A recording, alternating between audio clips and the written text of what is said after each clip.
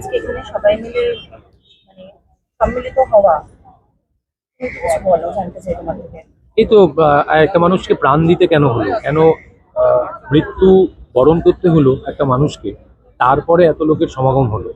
তাই জন্যই আমার আমার দোষটা কি, আমি বেঁচে আছি বলে? আমি তাহলে এটা দেখে যদি আপনারা খুশি হন যে আমি গলায় মালা নিয়ে নিয়েছি, যে কোনোদিন মরে যেতে পারি, আপনারা খুশি হয়ে যদি আমার কথাটুকু শোনেন যে একটা প্রোডাকশন হাউস এটা করেছে, এর পরবর্তীকালেও করবে না এমন নয়।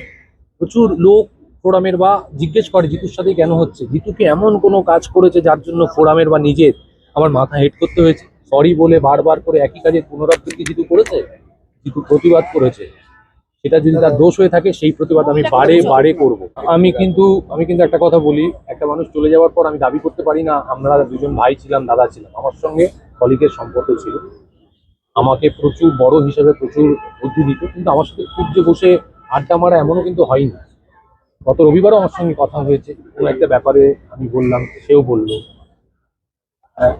আমি শিল্পী হিসেবে বলছি যে একটা মানুষকে চলে যেতে হলো, যদি প্রিপারেশনটা আগে নেওয়া যেত, তার ব্যবস্থা কিন্তু 16 তারিখ আমি অ্যালাউ করেছি বারবার যে আমার সঙ্গে এটা হচ্ছে, আমার সঙ্গে এটা হচ্ছে, আমার দায় হচ্ছে আমি বেঁচে আছি। তাই জন্য ফোরাম কর্ণপাত করেনি। তবে কোথাও কি অভিনেতা অভিনেত্রীরা সেফ না কাজ করার সময়? তুমি আগের দিন লাইভে এসে কিছু বক্তব্য রেখেছিলে নিজের, যে তোমাকেও এই পরিস্থিতির মধ্যে দিয়ে যেতে হ্যাঁ, গ্যাস হয়েছে। হয়েছে তো, সেখানে সেক্রেটারি উপস্থিত ছিল। আমি সবাইকে এটা বলতে চাইছি, শান্তিলাল মুখোপাধ্যায়ের সঙ্গে আমার ব্যক্তিগত কোনো ক্ষোভ নেই, কোনো আক্রোশ নেই, কোনো শত্রুতা নেই। তিনি আমার সিনিয়র আর্টিস্ট, তার থেকে আমরা শিখবই।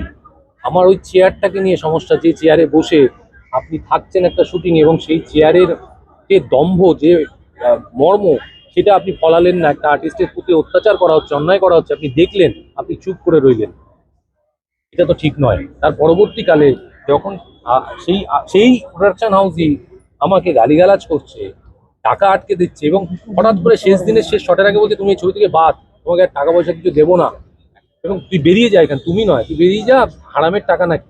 সেইটা শুনে কিন্তু এমন নয় আমি রাহুলদা চলে যাওয়ার পর কথা তুলছি। 16 তারিখ আমি মেল করি, এখানে লেখা রয়েছে 16 তারিখ আমি মেল করেছি। সেই মেলের উত্তর এখনো পর্যন্ত, আজকে 4 তারিখ, কেউ দেয়নি। আমি ফোন করেছি 6-7 দিন আগে সেক্রেটারিকে, তিনি জানিয়েছেন সেই প্রোডাকশন হাউস নাকি বসতে চাইছে না, দেখছি। আরে ওই ছোট্ট একটা প্রোডাকশন হাউস সবে মাত্র এসছে, পয়সা ঢাললেই প্রোডাকশন হাউস হওয়া যায় না। সেইখানে ম্যাজিক মুভমেন্টের মতো একটা শক্তিশালী প্রোডাকশন হাউস আপনাদের কথায় পাত্তা দিচ্ছে বলে আমার মনে হয় না।